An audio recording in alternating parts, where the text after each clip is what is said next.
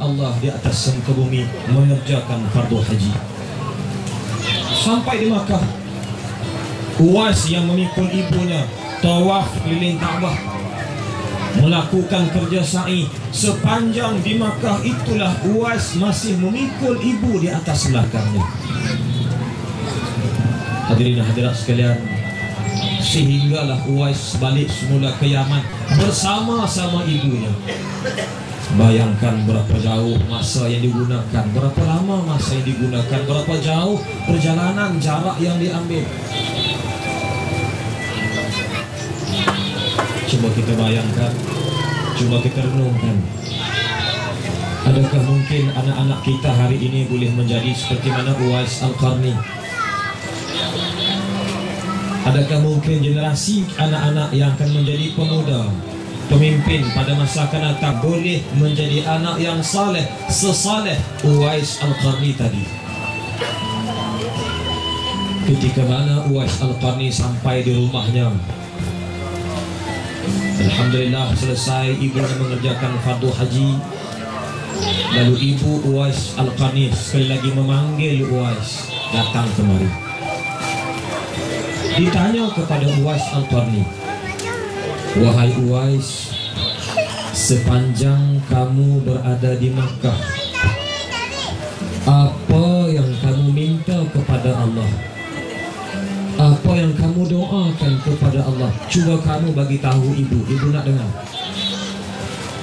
Kata Uwais Al-Qarni, sepanjang saya berada di Makkah, setiap kali saya menadahkan tangan berdoa kepada Allah, yang saya doakan ketika itu, moga-moga Allah mengampunkan segala dosa-dosa yang ibu lakukan sebelum ini. Untuk sekalian, Ibu Uwais bertanya kepada Uwais, kamu minta doa untuk aku, untuk kamu apa yang kamu doakan? Uwais kata, wahai ibu, cukuplah aku mendoakan akan keampunan dosamu, wahai ibu. Aku tidak mau meminta ampun dosaku, cukup dengan kamu Allah terima amalan kamu. Tentu sekalian, begitu mulianya hati seorang anak menghormati, memuliakan seorang ibu. Dia boleh berdoa untuk diri dia di Makkah, tetapi dia tidak melakukan kerana dia sangat-sangat kasih sayang kepada ibunya. Lalu ibu Uwais minta kepada Uwais, kamu sekarang tadahkan tangan, berdoa kepada Allah, minta doa kepada Allah sekarang juga. Minta supaya Allah pulihkan penyakit sepak kamu ini. Lalu apa jawapan Uwais Al-Qarni? Kata Uwais, wahai ibuku, aku tidak terlintas di hatiku ini untuk memohon keampunan kepada Allah. Malunya aku untuk memohon kepada Allah supaya Allah menghilangkan penyakit ini, sebab sakit inilah merupakan anugerah Allah kepada aku. Tak tergamak untuk aku mohon kepada Allah untuk diubah bentuk ini. Tuan-tuan sekalian, rupa-rupanya Uwais Al-Qarni ini adalah salah seorang hamba yang sangat menyanjung tinggi, mensyukuri nikmat Allah, walaupun nikmat itu nikmat sakit. Bayangkan dengan kita, kalau kita diberi kesakitan oleh Allah Subhanahu wa Ta'ala, bayangkan berapa ramai di kalangan kita yang mengeluh, ya Allah, kenapalah aku yang kena sakit ni, kenapa orang lain tak kena, ya Allah. Kenapalah jadi dekat aku, kenapa tak jadi pada orang lain. Tuan-tuan sekalian, semalam satu kisah yang sangat menyedihkan dan menyayat hati. Seorang pelajar sekolah rendah Islam Bahrul Ulum 1000. Sekolah itu terletak di dalam kawasan Permatang Pauh. Minggu lepas, budak ini namanya Siti Aisyah, dia bersiar-siar bersama keluarganya daripada Seberang Jaya untuk sampai ke Al-Ustaz. Di tengah jalan ayahnya memandu, mungkin tersilap, terlalai, gagal mengawal kendaraan, kemalangan jalan raya. Dalam kemalangan itu, anaknya Siti Aisyah ini, dia duduk di belakang, tercampak keluar tingkap. Ibunya yang duduk di belakang juga tercampak keluar daripada kendaraan. Ibu kepada Siti Aisyah ini meninggal dunia beberapa hari selepas daripada kemalangan tersebut. Ayahnya dirawat sebagai pesakit biasa. Anaknya yang seorang lagi kecederaannya ringan. Siti Aisyah masuk dalam unit rawatan rapi hospital ICU. Dan semalam tepat jam 10 malam, tuan-tuan sekalian, Siti Aisyah, pelajar darjah 6 Sekolah Rendah Islam Bahrul Ulum, pergi bertemu Allah buat selama-lamanya.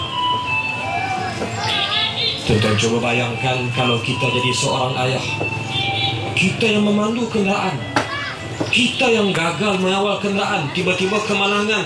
Kerana kita kehilangan isteri. Kerana kemalangan itu kita gagal, kita kehilangan anak kita. Bayangkan kalau orang yang jauh daripada Allah Subhanahu wa ta'ala, orang yang menyesal, dia akan kata, ya Allah, kenapa jadi pada anakku begini? Kenapa jadi pada isteri aku? Kenapa engkau uji aku? Ini orang yang dekat dengan Allah. Kalau orang yang jauh daripada Allah, dia akan sebut, kenapa jadi macam ni? Kenapa engkau tak sayang aku, ya Allah? Kenapa aku yang kena macam ni? Tuan-tuan sekalian, segala ujian datang daripada Allah. Nikmat datang daripada Allah. Orang yang sakit, Allah yang bagi dia sakit. Kita yang kuat, Allah yang bagi kita kuat. Orang miskin, Allah takdirkan dia miskin. Orang kaya, Allah yang bagi dia kaya. Barangkali orang kaya ni kalau dia jatuh miskin, jauh dia daripada Allah. Orang yang miskin, barangkali kalau Allah bagi dia kaya, banyak duit, jauh dia daripada Allah. Maka setiap daripada kalangan kita ini, ada yang susah, ada yang senang, ada yang ramai anak, ada yang tak ada anak, ada yang tua, yang muda, yang kerja macam-macam. Itu adalah berdasarkan kesesuaian yang Allah tetapkan kepada kita. Uwais tadi, dia menganggap penyakit dia ini adalah anugerah daripada Allah Subhanahu wa ta'ala. Akhirnya Ibu Uwais minta juga, kamu tolong doa kepada Allah, tolong minta kepada Allah supaya Allah sembuhkan penyakit kamu. Oleh kerana Uwais ni seorang anak yang tidak pernah melawan kata-kata ibu, dia mohon kepada Allah, ya Allah, ya Tuhanku, tolong sembuhkan penyakit aku ini. Bukan aku yang minta, tapi aku melaksanakan arahan daripada ibuku. Dan ya Allah, ya Tuhanku, kerana aku sayang kasih kepada kamu, tinggi cintaku kepadamu, ya Allah, tolong hilangkan penyakit ini, kecuali tinggalkan sedikit di atas belakang aku ini. Maka Allah makbulkan doa Uwais tadi. Allah hilangkan penyakitnya serta merta sihat, cantik, handsome seperti orang lain, kecuali satu tanda di belakang tengkoknya ini. Dan tanda itulah yang Nabi kita sebut kepada Sayyidina Umar dan Sayyidina Ali karamallahu wajhah. Cari Uwais, tandanya dia ada kesan sopak di atas belakang tengkoknya itu. Tuan-tuan sekalian, tidak berapa lama kemudian Nabi SAW pun wafat. Lalu tiba musim haji. Uwais tadi kebetulan dia ini mengerjakan haji daripada Yaman. Dia sampai ke Makkah. Berita tiba di Makkah ini sampai pada pengetahuan Sayyidina Umar dan Sayyidina Ali. Lalu Umar pergi mencari dia. Sayyidina Ali pergi bertemu dengan Uwais. Adakah kamu Uwais? Ya, saya Uwais. Dilihat ada tanda? Ya, ada tanda. Wahai Uwais, aku ini Umar Ali, aku datang bertemu kamu karena aku diarahkan oleh Rasulullah SAW supaya bertemu dengan kamu. Uwais pun bertanya, untuk apa bertemu dengan aku? Kamu sahabatnya lebih hebat. Kata Umar, kata Ali, aku diminta bertemu kamu supaya kamu tolong doakan kepada aku ini. Mudah-mudahan selamat sejahtera di dunia dan di akhirat. Tuan-tuan sekalian, Nabi SAW hanya minta bertemu dengan Uwais, minta satu sahaja, minta berdoa kepada Allah Subhanahu wa Ta'ala. Maka tuan-tuan sekalian, itulah kisah Uwais Al-Qarni, seorang wali Allah yang Allah bagi kelebihan kepadanya, makbul doanya kerana dia seorang anak yang taat dan patuh kepada ibunya hingga ibunya menghembuskan nafas yang terakhir. Mudah-mudahan anak-anak kita ini yang hadir pada malam ini, yang berada di atas dukungan kita, yang sedang bermain-main dengan anak-anak kita yang lain, yang sedang duduk bersama-sama dengan kita, yang ada di mana-mana sekalipun pada malam ini, mudah-mudahan insya-Allah anak-anak ini, anak-anak yang kita doakan akan menjadi seperti Uwais Al-Qarni. Ia akan memelihara, menjaga kita, dan mereka akan boleh mendoakan kita nanti setelah kita dipanggil bertemu menghadap Allah Subhanahu wa Ta'ala. Setiap masa Allah bersama kita, walaupun kita menyanyi, walaupun kita bersantai, walaupun kita berhibur.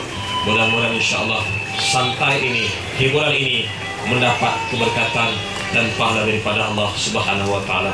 Mudah-mudahan kita bertemu lagi selepas ini. Jangan kemana-mana, kita masih lagi bersama dengan Abang Zuar dan penganjur-penganjur setiap sembah yang lain. Wabillahi taufiq wal hidayah. Wassalamualaikum warahmatullahi wabarakatuh. Assalamualaikum.